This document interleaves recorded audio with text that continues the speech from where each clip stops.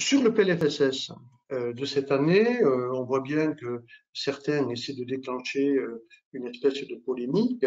Le PLFSS cette année, nous sommes encore en débat au Sénat actuellement et nous allons faire des propositions. Mais je voudrais rappeler un point sur le PLFSS.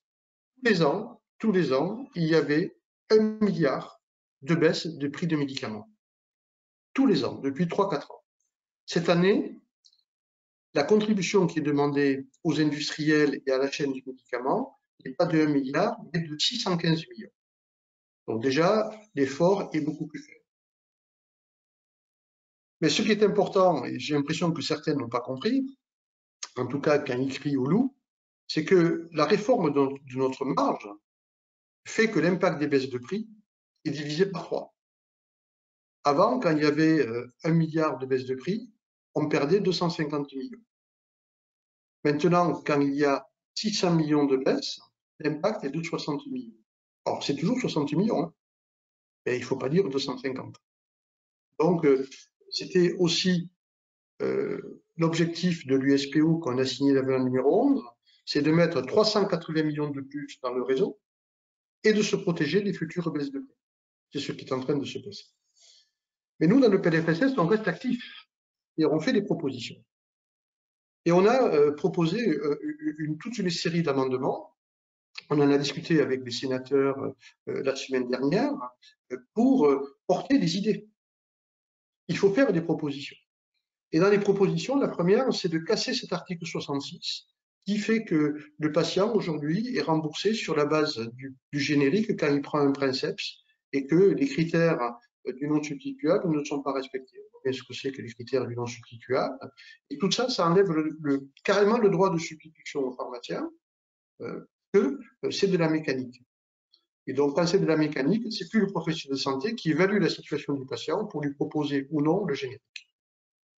Donc, on continue à se bagarrer contre cet article, mais on a également proposé que le renouvellement, quand le patient est en rupture et qu'on est sur la continuité des soins, ce que certains ont appelé le dépannage, quand l'ordonnance est expirée et qu'on a des ordonnances de plus de 3 mois, c'est de ne pas renouveler une seule boîte par ligne, mais c'est de renouveler 1 mois complet de traitement. Plus de sens.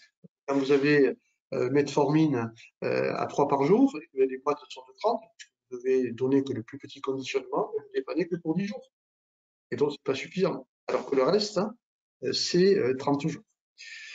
On demande également que les pharmaciens soient initiateurs du sevrage tabagique et qu'on puisse proposer aux patients à la fois un sevrage tabagique, mais également la possibilité de faire des entretiens pendant les 6 mois.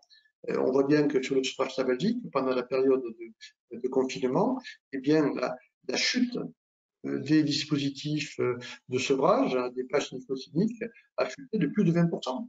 Et donc, voilà, si on veut lutter contre le tabac, il faut avoir tout le monde, y compris les pharmaciens, qui puissent initier ce sevrage tabagique.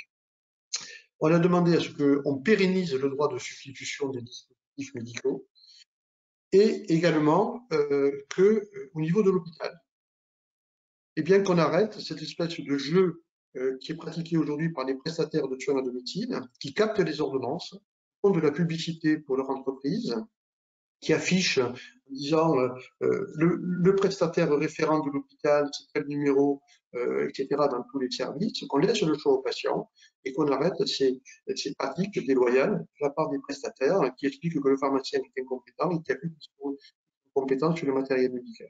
Totalement inadmissible.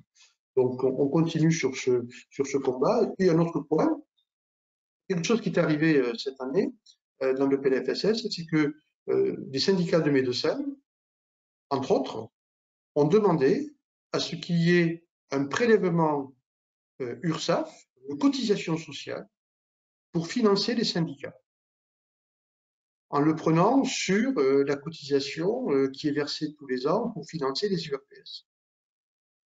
L'USPO s'oppose à ce prélèvement.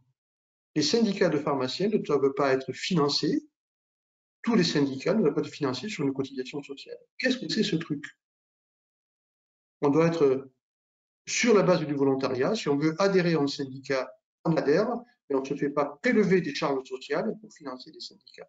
Donc ça, totalement inapproprié au moment où on doit relancer les entreprises, au moment où on doit aider les entreprises à fonctionner, de faire son type de prélèvement.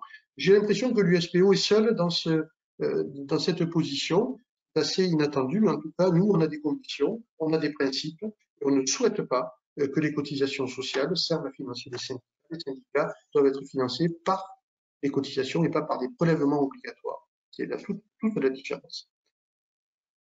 Donc voilà, sur le PLFSS, on continue à être très actif, on fait des propositions et ne croyez pas que cette année, le PLFSS est beaucoup plus euh, négatif pour les pharmaciens, c'est exactement l'inverse.